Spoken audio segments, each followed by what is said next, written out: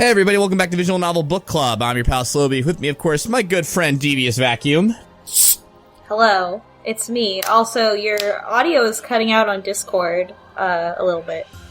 Okay, well, I'll reconnect in a moment. My good friend Jim. Hey everybody. Oh, hold on. Wait, give me 1 second. That was a little hard. Hell yes!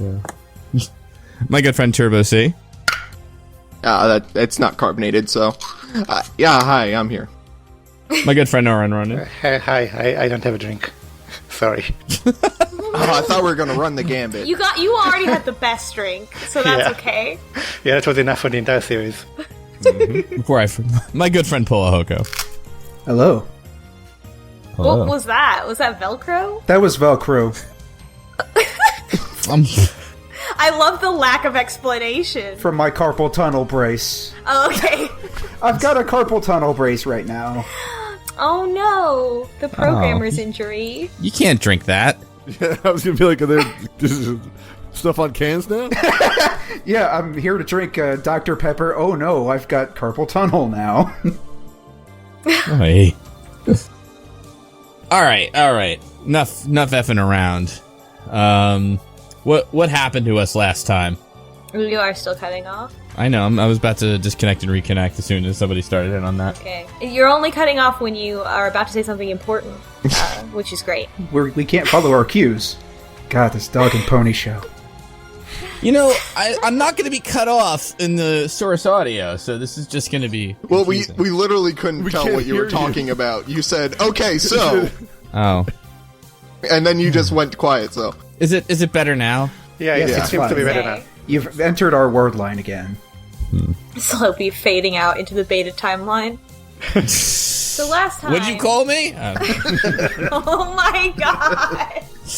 I'm from the Alpha timeline, thank you very much. Somebody else do the summary! I'm from the Chad timeline.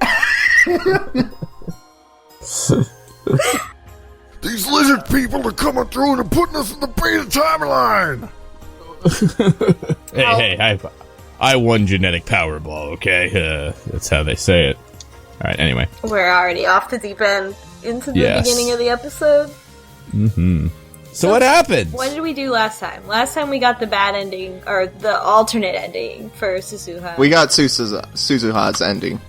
Yeah. Right, we're the one where we decided to try to save Suzuha, and then in this time we didn't send, or we sent the... Damn it, I'm confused already. We sent the undid our D-mail. changes, Yeah. We sent a D-mail, we made her leave Akihabara earlier, which means she didn't have any of her memories with us, or meet her dad. But she did not lose her memories in the past, and... Right, so we're in the world line where Suzuha wasn't with us that time, and we're wondering if that is going to save Mayuri. But Mr. Braun still recalls the name Hashida Suzu, so, that would imply that maybe she, found out her father's name or something at some point. Enough to use the last name Hashida. Mm-hmm. Yeah. Who knows? I don't know. Because, she was using Amane, which is her mother's name, and if she knew that her father's name was Hashida at all, then she would have immediately been suspicious of Daru having the same name. So she must have learned it later. Maybe she did learn something. Yeah, that's not really explained. Well, the important thing is that in this timeline she went back to the time that she wanted to go back to, but because she didn't stop and kept her memories. Yep, the machine wasn't broken, so she kept all her memories. Mm-hmm. But we still don't have the IBN 5100. Yeah. No. And it's not in the lab. Yeah, Rintaro checks in the lab, and it's not there. And he's like, and the time of night passes where CERN comes and attacks the lab, and nothing happens. And Mayuri doesn't die. So, Rintaro's like, okay, we made it. We did it. And it's really, there's only one branching path in this game. It's we're at the good end now.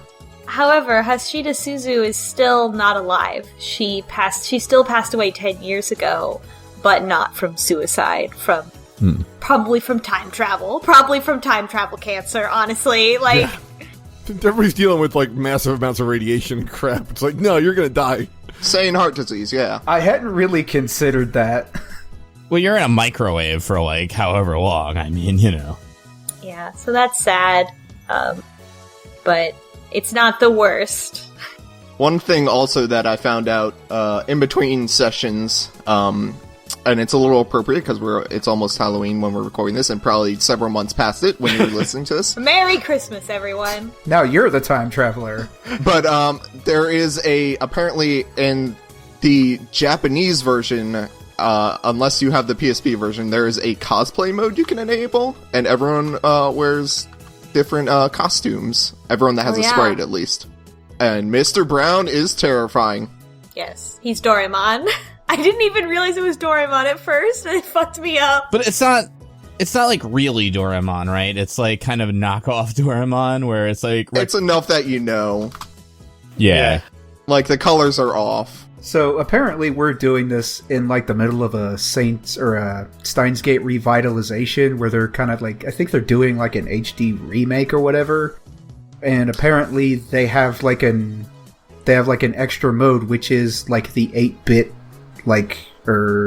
old PC version of it. We actually talked about it. I'm not sure if it was on the podcast or not, but I bought that game. I have that 8-bit version. Yeah, I think we talked about it on like the first episode many moons ago. But it's coming out in English next year, so they're localizing it. Yay. Look forward to that in 2019. Yeah. Better be a literal translation. Oh, anyway, so we go to Mr. Braun's house. Yeah, and I want to take a little tangent here. It will be a short one. I told you before about how Akihabara is represented really realistically in this game. Mm-hmm. And this is the first time that I actually yelled the characters, what the hell are you doing? So they have to go one station north of Akihabara to Okachimachi Station.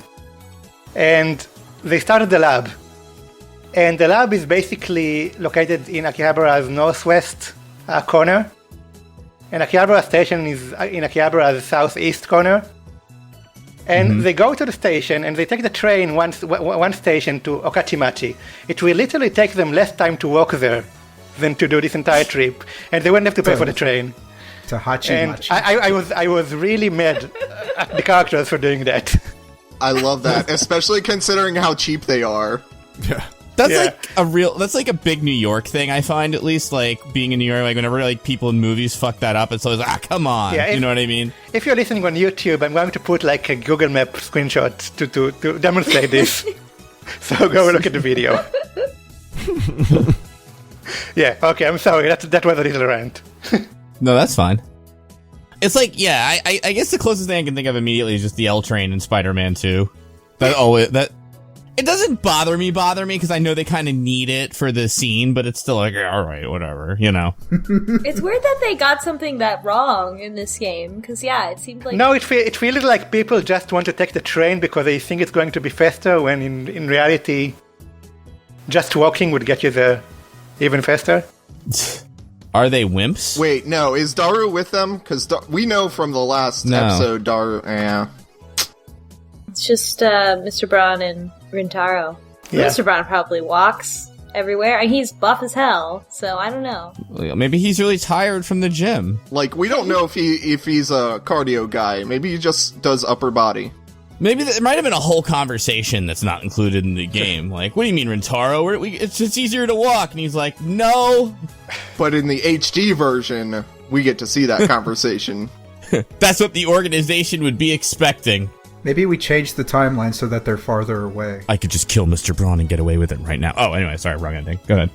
So anyway, Mr. Braun takes Rintaro to his house, which is Suzuha's old house, after Rintaro says that he knew her. Her bike is outside. Yeah, but it's all rusted, of course, because it's from 1975 now. So he was like, that bike temporarily existed in two places at once. Or it's like the same bike. And it was affected by the timeline to be super rusted. No, I just mean that, like, it was the same kind of bike, and she just bought another one in 1975 because she really liked it. Oh no, she took her bike to the past. They said yeah, that. she took it with her into the time machine. Well, that seems kind of irresponsible. What if there's, like, a thing in it? Yeah, did she think they didn't have bicycles in 1975? I mean, we've sent humans back through time. We haven't done anything with bicycles. We could have had a Jeff Goldblum fly scenario, and Suzuha's running around with 2 wheels instead of legs. Oh my god. Maybe that's how they invented bicycles. Well, never mind. But You cut off. no. Oh. Please retell the joke so we can all laugh at it properly. Well, it's too late now. So the important thing is that Mr. Braun has the divergence meter, because it disappeared when Suzuha wasn't there to give it to us. So Mr. Braun has the divergence meter. We look at it. It's changed. It's higher. Yeah, and it tells us that before she died, she kept looking at it and wondering if it changed or not. Aw. You feel like Mr. Brown would, like, want to take it apart, being the electronics lover that he is. I guess he really only cares about TVs, so maybe not. Maybe he didn't want to because it was hers or something. I've been waiting for her to die so I could dissect this clock-looking thing. So she was like a mentor to him, I guess, or like a kind of a mentor figure. He says that she looked after him when he returned to Japan after the death of his parents. So he was living abroad, and then I don't know. He was really close with her, which is really sweet. He returned to Japan and he apparently burned his house down because he was smoking. And then Oh yeah. he took him Yeah. Yeah, she's like his neighbor who was friends with him and then takes him in, and he doesn't know why.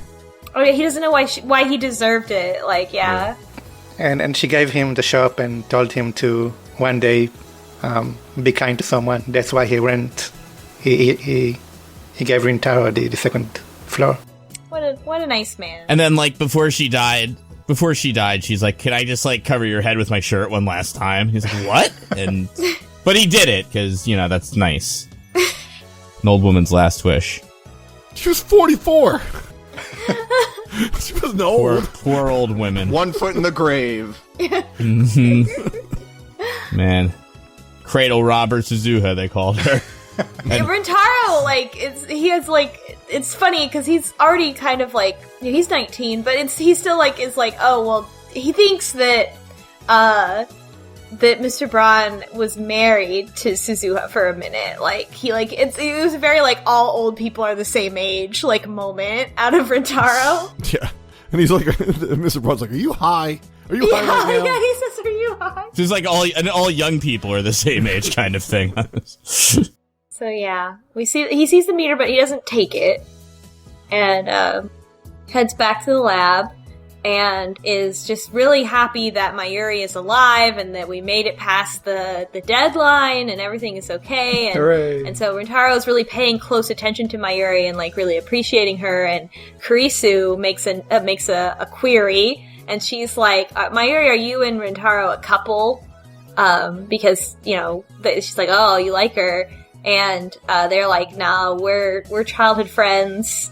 And of course, Kurisu is embarrassed because she secretly likes Rintaro. As we all know, all the girls secretly like Rintaro. Mm-hmm. For some reason. The one thing I like about this scene is that Rintaro is just coming down off a really nasty timeline where he just saw Mayuri die over and over again. And now he thinks that he's safe, but he's doting on Mayuri, but he's also trying to get back into his old self where he's joking around and being dramatic all the time, and it's difficult for him almost. Yeah, he thinks to himself, yeah. Anytime he goes into the mad scientist bit, he actually thinks it aloud. I have to go into my Hoin Hyoma mode now. Yeah. That's right. And everybody else is picking up on it. Mayuri realizes when they're on the subway, and Kurisu realizes when he calls her by the correct name a couple times. So everybody picks up on the fact that he's not doing it like he used to. There's something going on.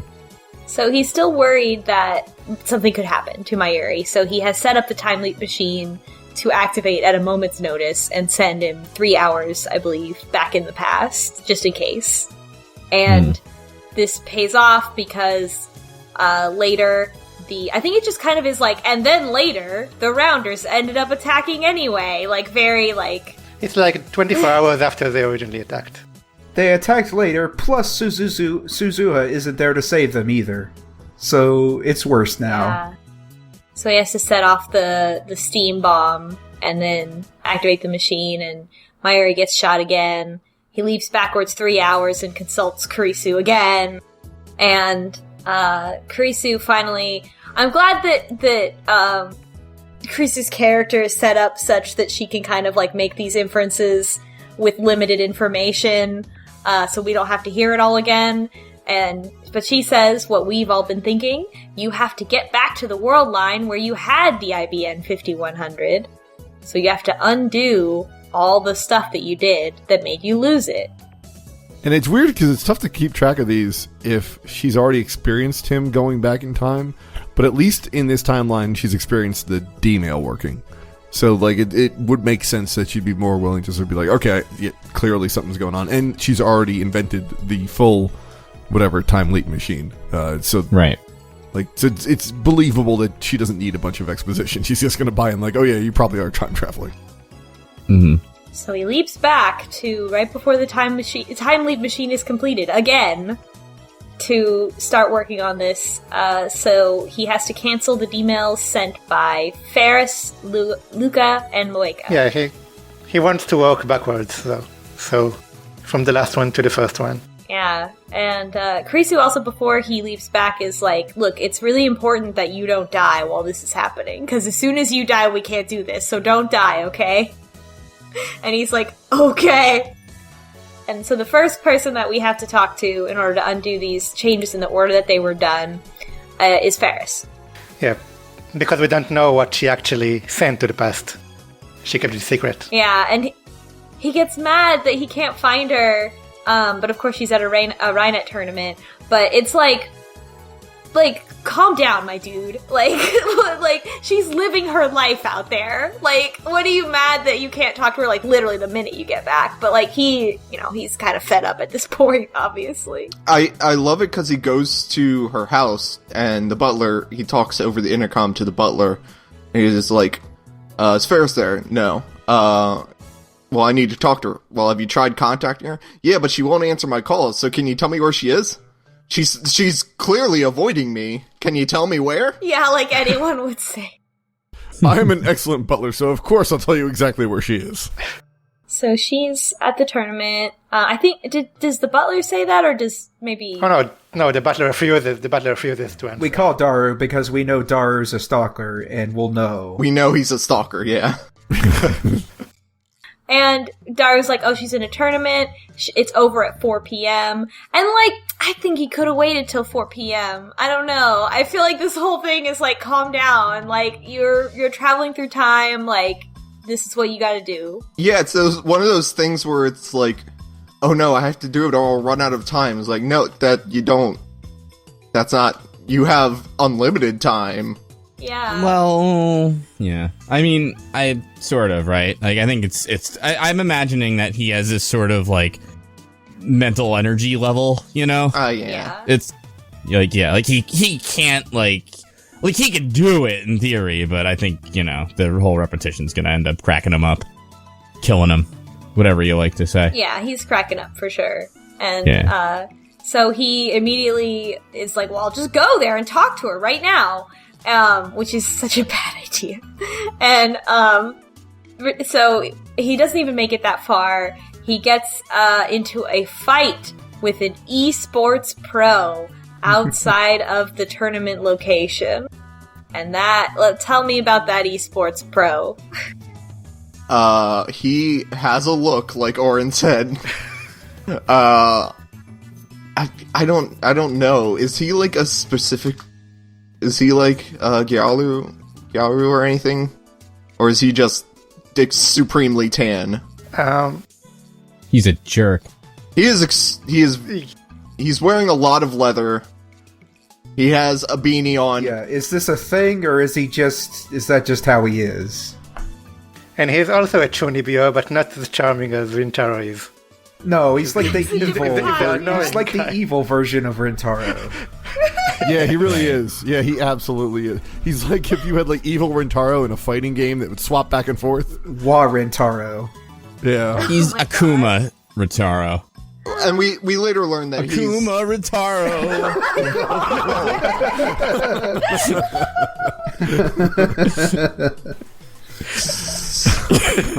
But no, I'll tell you what I remember about the guy is his name is like the Black Peacock or something like that. He's very dramatic.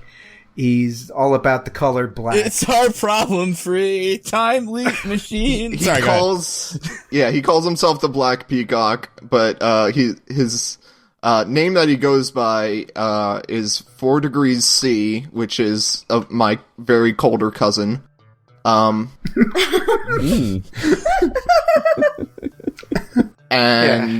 that's pronounced Shido. Shido. Yeah. Which the English does say, but it's like not as smooth as Japanese. It's in parentheses, yeah. Yeah. And I've been watching the English translation on YouTube, and the Let's Player playing it insisted on calling him 4 degrees Celsius every time. It was really annoying. Which sounds like a damn boy band. It is, yeah. Well, I mean, why not? If you're going to do that, why not just call him 4? Why add the degrees Celsius? To be funny-ish. To be 1 degree funny. To pad for the YouTube timing. Yeah. Right. Because everyone wants YouTube videos to be longer these days. Yeah. Yeah, exactly. Monetization. So it seems like Shido's gloating, and so it seems like Faris has actually lost. It's not clear at first because it looks like he's just being an asshole, but he reveals that Faris lost the finals and he won against her in the finals, and she's heartbroken. Yeah, and we also learned that he has a bald spot at this point. Yeah, he headbutts Rintaro. He, fights Rintaro. It's, so much. He's like, hey, I'm trying to find my friend Faris. And he's like, oh, you mean the former champion? Yeah, sure, whatever. I'm trying to... where is she? And then, he just... headbutts him. Revealing his really stupid bald spot. Yeah, it's, in the wrong place. It's just weird. The whole sprite's weird. The bald spot's weird. It looks like a stain until they kind of zoom in on it and tell you, yeah, that's a bald spot. Or like a burn mark. It looks like somebody took a cigar to his head. Oh, it doesn't look natural. It looks like someone just yanked it out. Yeah. You know what I think my whole problem is I think at this point you kind of get an idea of what's going to be happening, and it's the stakes are too high for this. You know what I mean? Yeah. It's I know something's going on at the RaiNet tournament and shit, but it's I'm fucking time traveling. It's not, you know what I mean? Preventing death and shit. I don't have time for this dumb bully, These people take RaiNet very seriously. Hey, I have all the time in the world if the game wants to turn into Yu-Gi-Oh! I have all the time in the world for that. You are also, very above, their attitudes about this, too, because he's Chunibyo. Sorry, I butchered that. And Faris, has her own thing going on, and you're just is everyone that plays RaiNet like this? I just want to get into the meta. I want to build decks and everything, but no. I have to have my own facade and brand with my game. It's really weird that Rintaro, the nerd, goes into the RaiNet tournament with all the RaiNet nerds, and he's the one that's weirded out. I don't think that's that weird. I mean, there's there's nerd things where it's especially when you see what happens later, it's kind of this is going. Well, anyway, we can get into it, I guess, as it comes. I don't know. I feel you, but I have good. No, I stopped. Oh, sorry. I was just gonna say this guy's just future Biff Tannen. This is who he is. Exactly. Yes. I prefer Takuma Rintaro, but if we have to, I guess Biff Tannen's fine too. So eventually after he beats us up, and I forget what happens, but I'm just going to pretend we just are out and walk away. We go back to Faris's house, and the butler lets us in, and Faris is very depressed.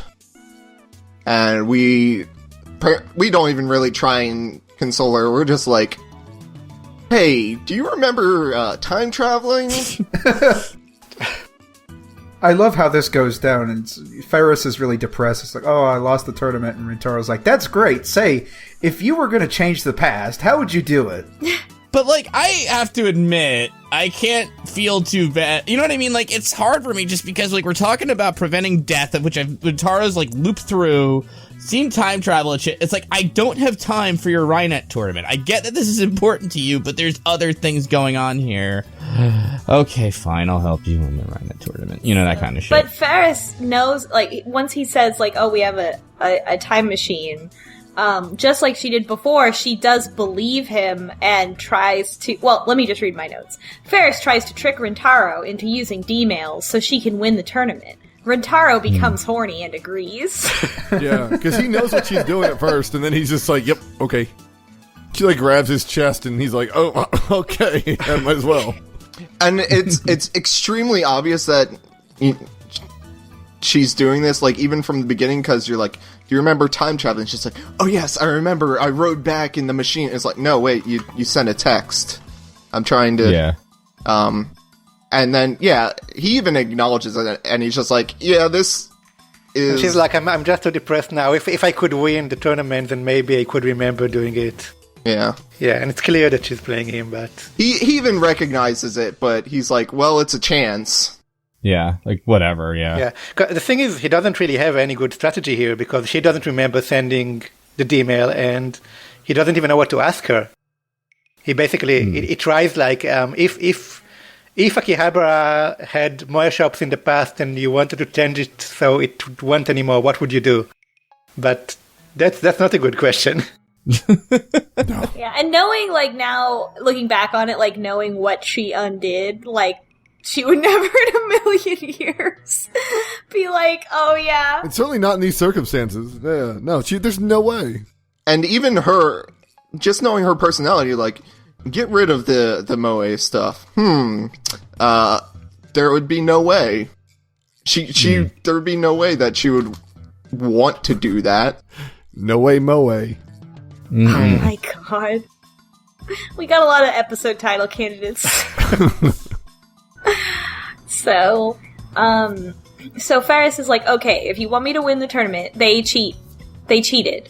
So...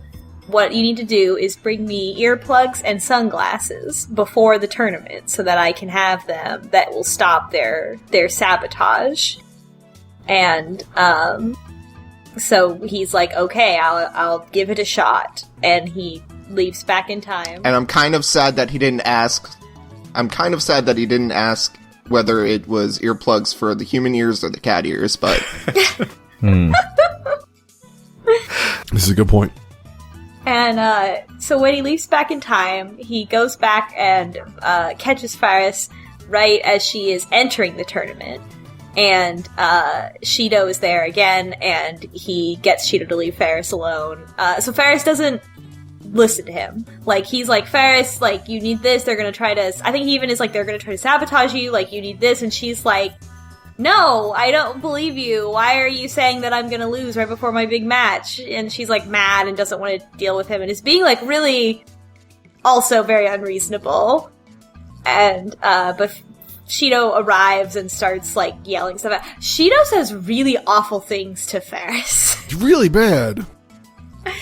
Like, really unacceptable things. And, like, just his whole vibe of, like, being, like, so intensely, inappropriately hostile at all moments is, like, so much. I don't know. It's annoying and it feels like maybe a little lazy. I don't know, but it's like, it's so up to 11. I don't even know how to feel about it. It's just like, what? He gets much worse later, so. Yeah. After the tournament. Yeah, like, why? What's on the line here? He just goes for anything that comes to his mind, too. Yeah. They're not, like, great insults or anything. You're not like, haha, you got me. It's just, yeah. He's just, like, so deeply desperate, I guess is kind of how he comes across.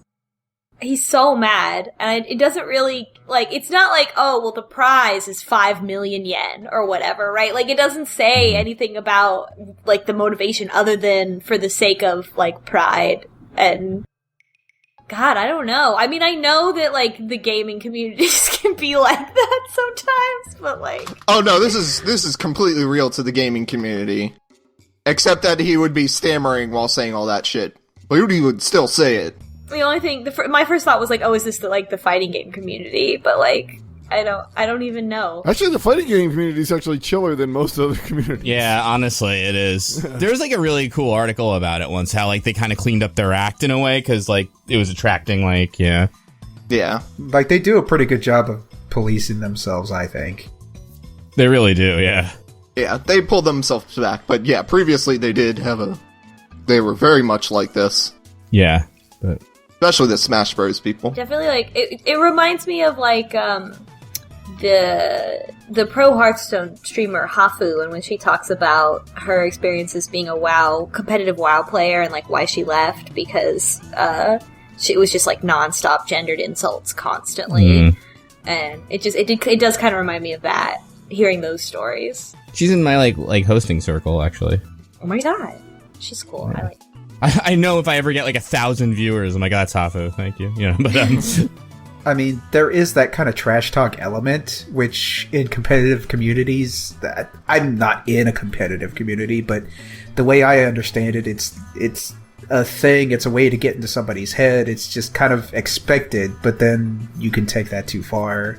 Yeah, so we get into the match, and Daru is, like, talking about the trash talk, like, yeah, I guess that's an important part of the game, but even he's like, don't really understand. He says that everybody hates that gang. Like, like Shido and his group are, like, everybody hates them. Well, it's not hard to see why. Well, Daru tells us that they're like, I think they're called the viral attackers or something like that. Oh yeah. Yep. And they're like the heels of the RaiNet community, where they've got this like dark history where half of their matches are just forfeit under mysterious circumstances, and they apparently muscle their way through competitions because they're all run by kids and nerds, and all they have to do is intimidate them to get what they want.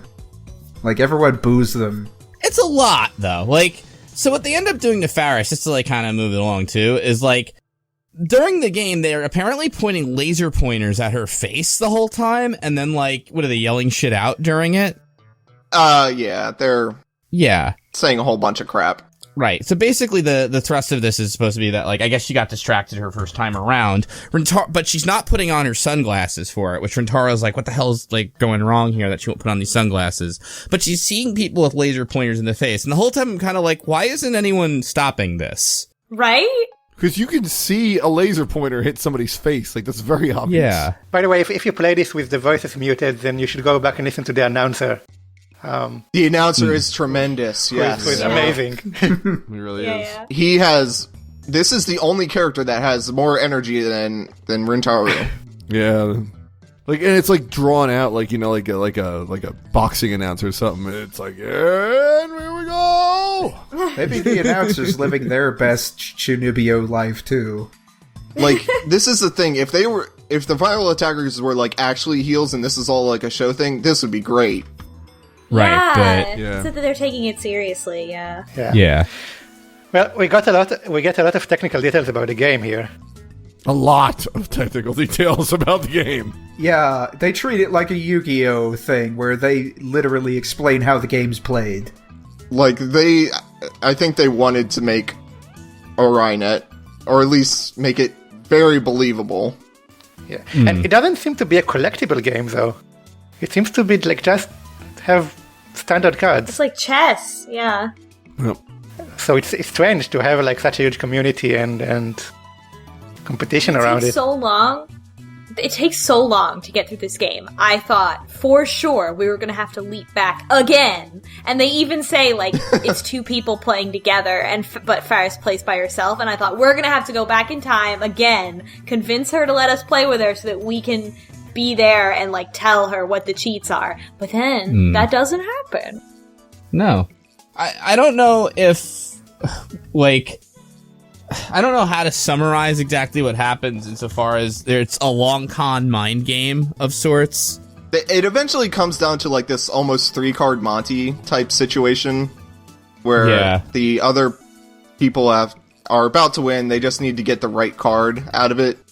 And and she uses a special attack that allows her to swap 2 of her cards. Yeah, to explain it simply without getting into like the actual rules of the game, it's taking cards and giving cards, and you're meant to take 4 good cards, and if you take 4 bad cards, then you lose. And it's about tricking people into taking cards that are bad for them. So, and it becomes that whole, like, I think it's like the poison pill thing, right? It's like, well, did I swap it with my, like, own kind of thing or whatever? Yeah. It's like, Yes. It's a very Princess Bride situation going on in this. It really, really is. And the whole time that's going on, they believe that both Shiro's been like trash talking Faris the whole time. They've also been yelling at her, and they've been sending these these laser lights at her, which Rintaro's trying to stop, but only barely successfully. He stops like one. He steals it from one guy, but like everybody else is still able to do it. Yeah. He threatens a person with a fake gun too. That's true. But her gambit pays off, and she wins the match. She had the earplugs in the whole time. Yeah, but she thought the sunglasses were too, like, obstructive of her. Like, it's like everybody's got to look at Faris or whatever. But yeah. But also, it enables the long con even better because they're thinking the whole time that she hasn't put anything on. They think the laser lights are working. Right. I love it too because that means she probably didn't hear any of the trash talking. Yeah, exactly. Nope. She had the earplugs in. But she was making a face like it was affecting her, which was really good. Yeah, so she totally played them. But even though she wins, and we discover all that, outside, Shido, what did he do? He's like, hey, everybody, she cheated, and somehow this works. She cheated, and they, bombard all the internet message boards with that sort of shit, and then they just start physically attacking them. Yeah, this is wild. Like, it escalates to physical violence. Right, Yeah. and Rintaro and Faris have to run and hide. And, I gotta get where they're going and stuff, and I know it sounds ridiculous to say, why would anyone believe them about this? And I know, but, it is a little weird that this group is saying, hey, this person cheated, and it's like, aren't you known for the laser pointers and all that? That's a little hard to swallow for me. I think it was all their gang. It wasn't like random people. I think it was all people in their gang. No, but I mean, no. I know, I get that. I'm saying, if they're posting on message boards, Oh, right. you know what I mean? It's like, why would I believe Seed and the viral attackers of all people? You know what I mean? I don't know. Well, you could post anonymously. I'm assuming that's what they did. Faris cheated and she sucks. Put this in your signature if you love viral attackers. The specific rumor that they started was that since her old man is powerful in the community or whatever, that he rigged all the games for her. I see. It almost, the only thing is, maybe they've been, have they also been saying this the whole time? Is this, some kind of, oh, this confirms the rumors that you heard about Faris? I feel like this has been, a long con kind of thing. I guess. Does Faris tell Rintaro about her superpower at this point? Yeah. Oh, yeah. Well, they're hiding. They even hinted at this during the game. They're like, I heard you can read minds, and that's a form of cheating in itself, too. So, you suck. But turns out she's just really good at reading people's emotions from their faces. Yeah, she can read micro-expressions. Yeah, but she can tell when people are lying really easily. With a high level of accuracy. She talks about it in her RaiNet masterclass. Why she believes him when he talks about the time machine, because she sees that he's not lying. And so they eventually get holed up in the storage area above what used to be the May Queen. Before we get to this point, can we walk back a little bit because Slowbeef had the problem with the internet message board thing. I have the problem that this is actually a threat.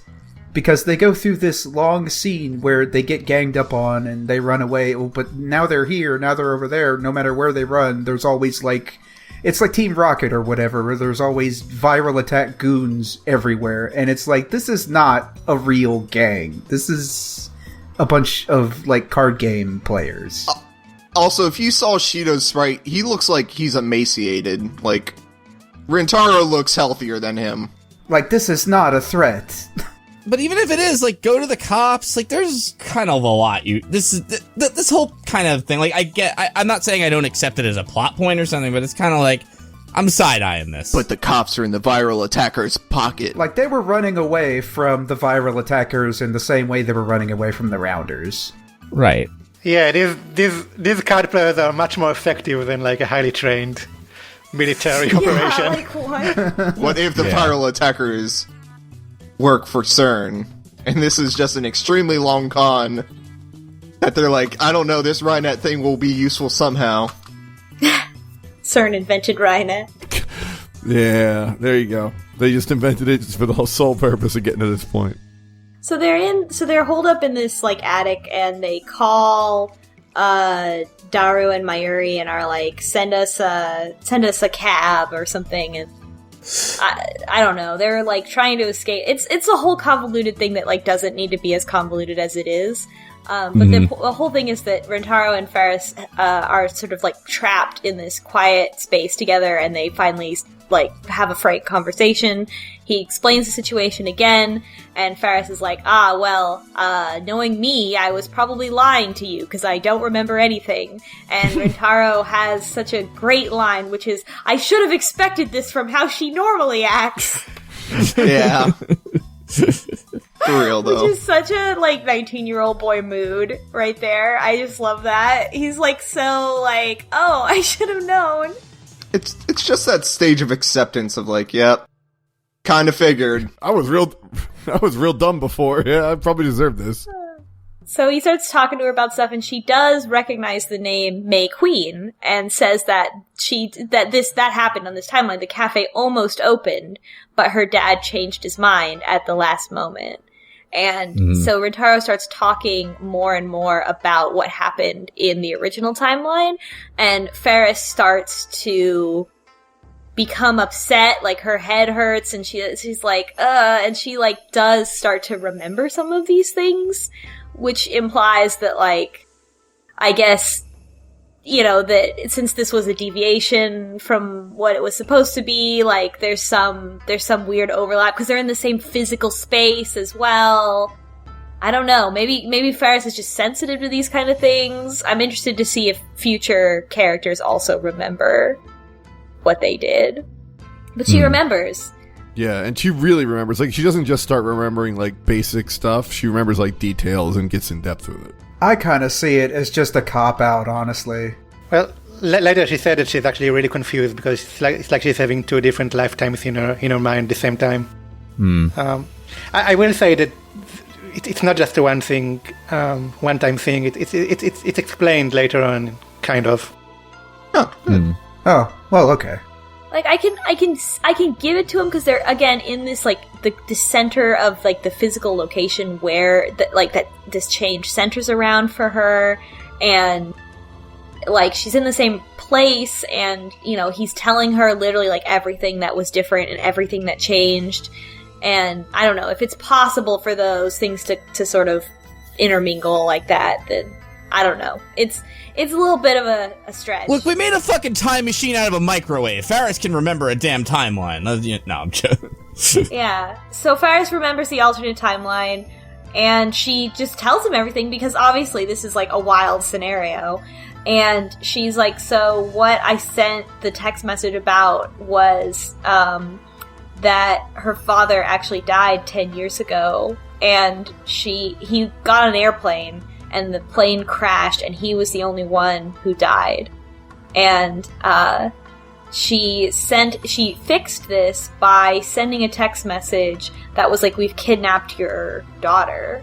Right. That's a little later, but yeah. Well, then, isn't it also that, like, not only did he die in that plane crash, but she got mad at him for something when she was young. Yeah, before he died, the last thing she said was like, I hate you, or something like that, because she was mad at him. Yeah, it was her birthday, and she wanted him to spend a day with her, and they agreed, but then the last moment he had like a business trip he had to take. And that's when he died. He said that cat girls biologically make no sense. That son of a bitch. So, they... That's they what she undid. He's like, and seriously, if you were a cat girl, it wouldn't just be the ears, sweetheart. Like, he still dies in the plane crash, but at least he likes cat girls. Oh my god. He died liking Moe. So before before they can go through the whole story, they have to deal with the viral attackers and like people come in to this room that they're in and they like throw Kurisu just like calls Rintaro on the phone and he's like, well, now they can hear me talking to you on the phone, and they're like, oh, someone's here, and he's like, Kurisu, what should I do? And she's like, throw flour in the air, and so he throws flour in the air, and I don't know exactly what happens. Like, it does something? It's essentially just a smoke bomb. Like, it's just basically, the flour explodes, it's just a big old smoke bomb.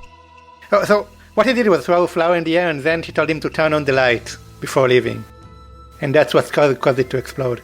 Yeah, the explosion is after, like, as they're running out the door, so that these guys don't follow him. He turns the light on, and apparently it triggers the explosion. Then they actually get outside, and the viral attackers start to actually beat up Rintaro, like, for serious. Well, they pulled a knife on him in the storeroom. Like, they had their friggin' switchblades out. No What brass the knuckles. fuck? Crap, these guys are insane. Like, I don't understand how this is a real gang. I'm still reeling. It's not. It's a video game gang. Yeah. No, I know, but So right before Rintaro is like really gonna get beat up, but he still does get beat up, which annoys me because this is a story that somebody wrote, and like, does he really have to like get beat up for like 5 minutes before Faris's dad gets there? Could he have not gotten there a few minutes earlier? Was that too unrealistic? Well, hang on. We get to that point because Rintaro and the 4 Degrees have their own little, like, rap battle or, like, dance battle where they're both chunibyoing at each other. And that just breaks down because 4 Degrees just starts beating the shit out of him. Yeah, it's really, like, Rintaro's faking like something's gonna happen.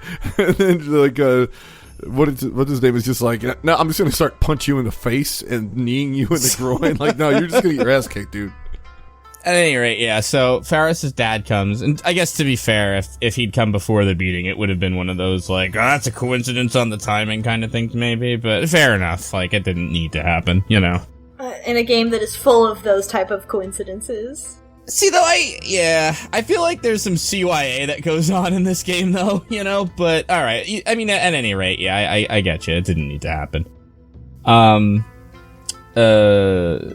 What was it then? So yeah, we go. Then we're back at Faris's like apartment or whatever, right? Mm-hmm. And we talk to. There's a lot of conversation that happens. At some point, Faris's dad allows him to stay there for the night because it's still dangerous to go outside. Yeah, like what? Yeah. This guy owns Akihabara, and he's just like, yeah, you shouldn't go outside. I don't know about the cops. We don't involve those here. I'm not calling the cops for this nerd. Well, I just think it's neat where it's like there's a situation where it's like, oh, you saved my daughter, I am indebted to you, the most powerful man in Akihabara, and we get a bunch of information from him. But you know what would have been better? Like, he got beat up, like, why don't you rest here? Yeah. You know? Like, maybe a doctor's not necessary, that's a little much, but why don't you at least stay the night or something on the couch? Yeah, I mean, of course they have a guest bedroom ready. I thought he offered him stuff, like, as a reward. He didn't give him it. I mean, he is taking care of him. Apparently his daughter, other than that, yeah. Whoops. Anyway. He tells a story. So he tells a story of... And we find out that Suzuha gave the IBN 5100 to Faris's dad in the past from talking to him. And he explains that Faris got kidnapped as a child, and that, which is the text that she sent, but he doesn't know that, and that in order to pay the ransom, which was like 10 million yen or whatever, he didn't have that much money at the time, and a mysterious buyer showed up and bought the IBN 5100 from him for the exact ransom money. What a coincidence. So it seems like what happened is that CERN stepped in and like, played into Faris's lie text. And so, yeah, so they have to undo, so that's how that affected, like, what happened to the computer. So, Rintaro then spends the night in the apartment to recover, and he's laying there in bed, thinking about how impossible it would be to trade his life for Mayuri's, to trade Faris's dad's life for Mayuri's life at this point, like, to allow the plane crash to happen. Like, is that even a thing that he could do? Like, to say, like, oh, well, you don't get to have a dad because Mayuri is supposed to be alive? Like, what does that even mean? And Faris comes in. She's not wearing her cat ears, and she talks to him like a normal person. She's being vulnerable. Mm-hmm. It's a lot. I mean, Faris, we've known that Faris is in love with Rintaro for a while, and she's like, just like, hello, I'm laying in bed next to you now, being emotionally vulnerable. Which quickly transitions to, I'm going to lay on top of you, being emotionally vulnerable. And then her dad comes in. His, like, inner monologue about anything that Faris does is, like, so funny to me, because it's extremely, like, could this girl like me? I don't know. Still not enough evidence. Is this flirting? Yeah, is this flirting? It is very 19-year-old dude, though. Like, it is just, you could not be more of a dumbass. Shoutouts to anyone who's a 19-year-old dude listening to this. I'm sure very many. Yeah, you know what? If some girl's laying on top of you, she probably likes you. Just take that from us and move on. If you learn anything from this podcast. This is where you want to get your advice on dating and relationships, is from Visual Novel Book Club. Because, you know, we're all successful. That's what we're all about. I'm drowning in sex now. Thanks, Visual Novel Book Club. Look, I'm just saying, some people that listen to this might be time travelers. We don't know. We brought in orenronen so you can learn how to fuck in Japan. Anyway. That's a different visual novel. If you get a cat girl made on top of you, then Oh, you don't need our help then. yeah. How to survive this deadly situation. Did you escape a rival gang and now you got a cat girl on top of you in bed? What the fuck? Why are you listening to us? You live a crazy life. You should be the visual novel hero, Akuma Rintaro. Where's your podcast? Yeah, we want to listen to your podcast. I don't. I'm not into cat girls. But anyway, People that cool don't have podcasts. To his credit, he keeps being really honest about all of this. Yeah, he does have, like... He knows that he, like... It's weird, too, because it's like, I really feel like he doesn't... I mean, he doesn't love her. Like, right? Like, he's not... Even though she... Yeah, she, like, ticks off all the boxes, and he talks about, like, how beautiful she is, and how they get along, and all this stuff. How jealous Daru would be. Yeah, like, but it just doesn't... It doesn't click for him. Which is why this ending is odd. Yeah, and when you're jumping around like this, and it seems like also everyone is into you, it's tough to remember, okay, what experiences have we had together? I'm not sure. I got 7 other girls who are also wanting to jump in here with me, so I gotta decide which timeline I'm in, and which one of us has earned this. So Faris, what she actually says is basically that she's decided that she does want to undo the change now that she remembers both timelines. Oh, shit. Yeah, so she, I don't know, she's trying to cope with it. I guess she starts to talk like it's inevitable, that it needs to be undone. And, she says it like, thank you for giving me this time with my father and these memories with him. She kind of sees it as like, that this alternate timeline was never supposed to happen, which I guess, like, it does make sense more with someone who, like, isn't, like, on, listening to all the, like, theoretical physics. Right? If you're just, like, a normal person, then it's like, oh, yeah. Like, this wasn't ever supposed to happen. You know, it was all supposed to be the first thing that happened. It's a really good scene. It's a scene that's done really well.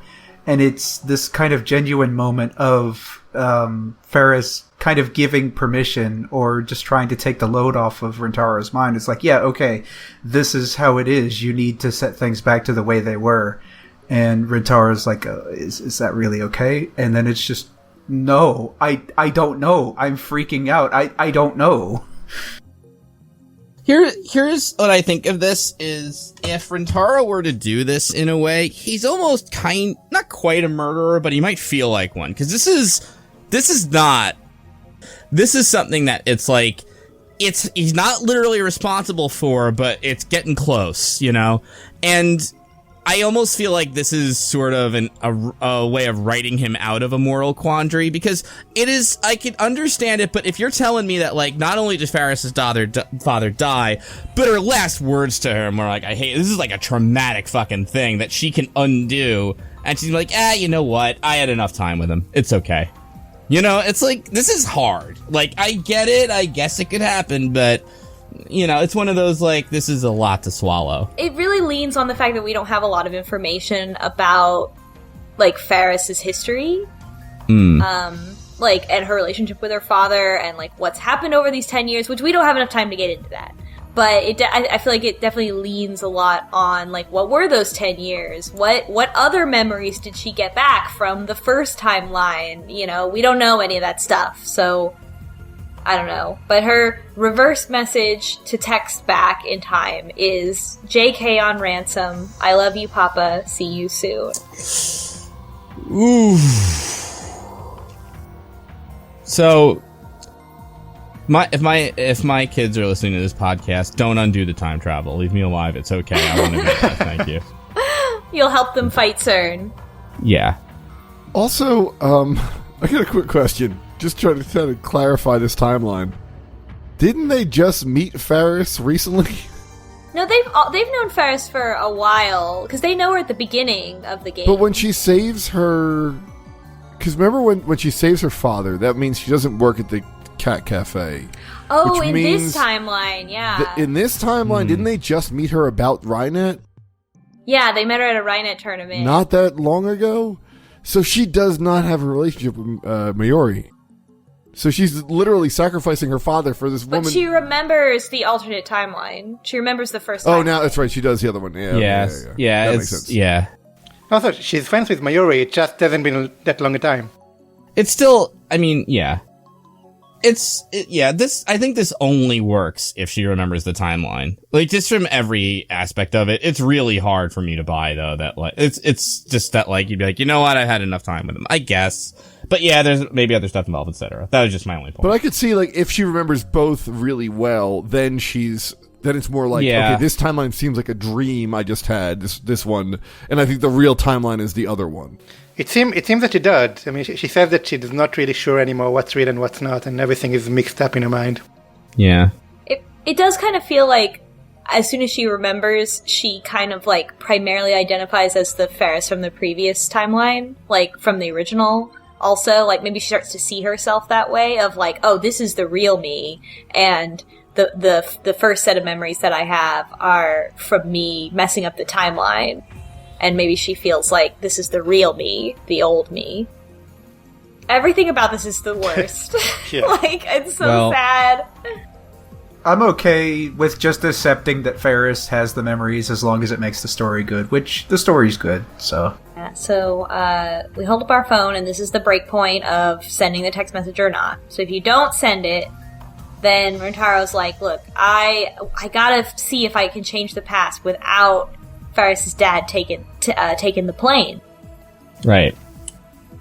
And this, so this is basically not really explained, but we end up kind of in a world where Faris's dad's alive and Mayuri's alive, everybody's alive and happy, but with the Twilight Zone twist. I don't know how that worked either, because they kind of flagged that up where they were kind of trying to figure out what they would do, and Faris even says if the IBN 5100 wasn't sold, like, you couldn't get the kind of money in that ransom by selling the other computers, so I don't know what he did. But the kidnapping also wasn't real, right? It was just Faris running away. I don't think they ever actually say what they sent back. Well, it's also possible CERN's not in on this either, that they're, like, looking to buy the IBM 5100, and now he's looking to sell it because he thinks the kidnapping is real. He sells it, Faris comes back, it's like, well, I didn't really care about the IBM 5100 that much, but whatever. Don't do that again. Yeah. But anyway, they send another email, and then Rintaro suddenly finds himself in the middle of the street instead of in the lab. That's right. And the big thing is that we see the change in the meter, and the meter actually goes down significantly. It goes from like 0.40 to 0.27. So they never explain this in the game, but they do explain it in supplemental materials. I know what it is. So what is it? Negative number. Yeah, that's right. So yeah, it's negative 0.2, and yeah, the supplemental materials calls this the omega attractor field. Of course. Yeah. What, you guys didn't get that? And and apparently that's like a different attractor field that was caused by the big divergence that happened in the year 2000, and that's when they sent the Dimmel to, because there was another one back then. And that's why it's so different. Yeah, so this is 0.67 away from where we were, but going in the opposite direction. Yeah.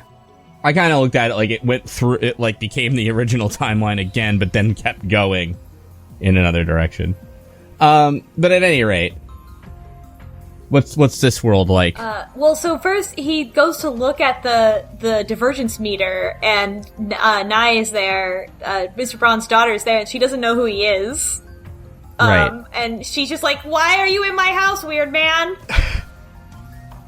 So to summarize this timeline, as we learn more and more about it, so we see Mr. Braun doesn't know us, which means the Future Gadget Laboratory doesn't exist. We didn't rent it from him. And the only contact he has on his phone is Faris. Yeah. So he's not friends with anyone else. And Rentaro is Faris's dual partner. And also Faris's boyfriend! Yeah. Yeah, that's a good gender-neutral SO, phrase, your dual partner. Mm-hmm. We went back and got all SJW on your shit. Deal with it. Me and my dual partner. That's really good, though. Oh, man, I would use that. Just dual partner? Fuck up someone's day. Yeah. Me introducing my boyfriend to my gamer friends. This is my dual partner. That would fuck up someone's day, to be fair. But, just for that one moment where they're not sure if I'm kidding. It sounds like super like futuristic anime. Like, oh yeah, we're dual partners. It sounds like Yu-Gi-Oh, which is also how I like to live my life. Yep. God, Daddy's my dual partner. Why do you keep calling my boyfriend? Shut up. Seto Kaiba would never dual partner with anyone. Does she want to duel with me? She's got a gun to your head in bed. It's totally confusing. It's dueling. Oh my god. So, Rentaro's Faris' boyfriend. Their relationship is like a secret because they're both like pro esports players or whatever. And the May Queen exists, and it is Maid Cafe, and Faris is still there working, and Mayuri is still there working. Yeah, Akihabara is back to normal. Yeah, which has all the Mario shops in it. But Mayuri and Daru are both at the May Queen, but neither of them know who Rentaro is. Mayuri just kind of knows, like, oh, that's Faris' boyfriend, but, like, that's it. But Faris' dad is still alive. Mm-hmm. So it's kind of the sort of monkey's paw trade here is that, like, that Mayuri's alive and stuff, but now he had to give up all his friends and everything to save her. But and Kurisu, who knows where she is? Yeah. It's like when Homer gets the world where they all have, like, the long tongues and they're eating, like, frogs. Like, close enough. Like, good enough. Remember when Homer's time traveling? But I still know what you're talking about, so... When Homer goes time traveling. Yeah, I remember that episode. Yeah. Fine. It was good. It was a good leap that we had to make there. It's not a bad ending. Not for Rentaro, and not after everything else. Not for Homer, but yeah. This hits Rentaro really hard when he realizes Mayuri and Daru don't know who he is, and he's alone, and he just got Faris, and Faris is upset because then he tells her what happened, and one, he doesn't remember how to play RaiNet, and two, their whole relationship he doesn't know, and, like, they've been dating for a while, and they've been friends for a long time, and she's also really upset. That's why that was where I actually kind of impressed with the writing, because they keep it honest. He doesn't fall in love with her, like, immediately again. But he's trying to make it happen, though, because that's his only connection to to the previous. The world he knew. To anyone, really. He's just like, he's all alone here. And he, like, oh my god, he's, like, asking her about their relationship at this cafe, and, they confess to each other. I don't know if they kissed yet or not, but she's like, we didn't, like, she's, like, trying to say they didn't have sex, and it's awkward and teenagery, and, he eventually is like, I'm glad that we did fall in love, and even though I don't remember, I want to fall in love with you all over again. And so, yeah, that happens. And the game ends as they face off with against the viral attackers in the finals. And I really thought that it was gonna be like, now you get the chance to know what their cheating is gonna be because of the other thing in the other timeline, but it just ends. It's just a big red light. Anyway, so, They did put out a physical version of RaiNet. No, oh, good. Why am I not surprised? I refuse to play it. Pulla, get on it. I'll do it. Yeah, we might. You know I'll do we it. might have to play it. Yeah, we're all aware. So, that's the Faris ending. Yes. It doesn't seem that bad. It doesn't seem that bad. It's not bad at all. It's weird, but I think it'll even out because Mayuri and Daru are right there, and he has the rest of his life to become friends with them again. And like in the scope of his whole life, like I know Rintaro, I know you're 19. It feels like you've lived so long, but you have the rest of your life to regain the intimacy of those relationships with those other people. Yeah. Because if there's something people like, it's forcing friendship on them. Yeah, this is gonna go great. No, I'm sorry, go ahead. I was just going to say, well, he doesn't really have the rest of his life. He does have the rest of his life, but he's got 34 years till, CERN takes over. And Yeah, is that even going to happen? Because you're at... Oh, yeah. It is such a giant change, that I don't know. But it's still close to the current, right? Because it's on the other side, but it's still on the same timeline. I don't really love the whole concept of, like, a negative timeline, because it's like... I feel like the way this works, it's not like a one-dimensional thing. Like, you're talking about an entire universe that's in parallel. You know what I mean? Like, you can't... Even if you imagine that three-dimensionally, being some X amount of distance away from another timeline, it could be in, like, any real direction, you know? Like, I get it, but it's like... If we're, like, using the game's logic, we were trying to get to the beta timeline by getting the thing to 1. Let's say there's another timeline that is at 0, and then we went there, and now we're somewhere else on that timeline where there's no time machine or whatever, but also we're a RaiNet player. No, but I'm not saying I don't get it. I'm saying the game doesn't get it. Like, you can be 0.5 away from a timeline in a few million timelines.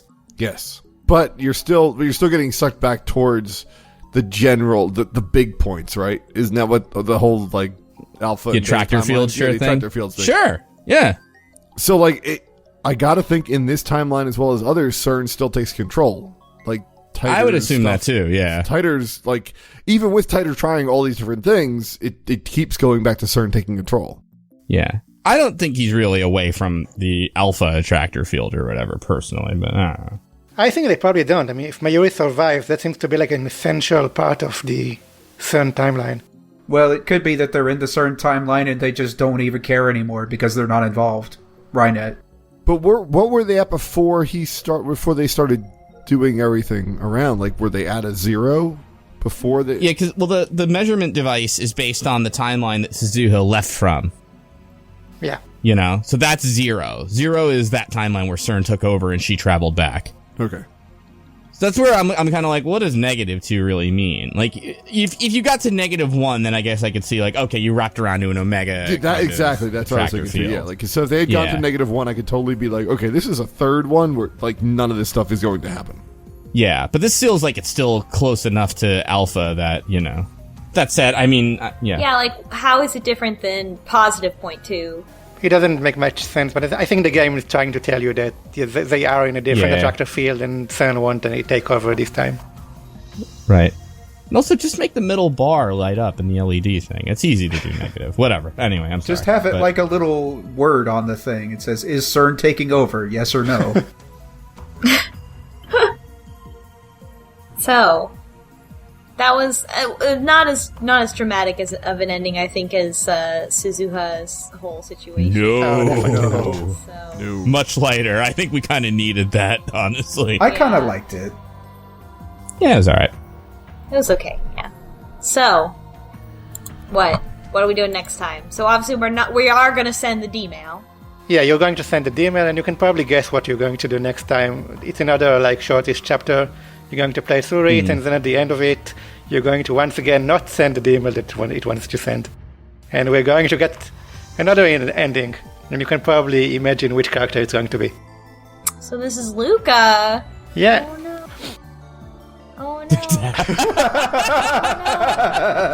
Oh no. Mr. Braun! Yeah, I think we'll have a lot of things to discuss next episode. Oh no. Oh boy. Alright. Elsai Kongru. Elsai Kongru.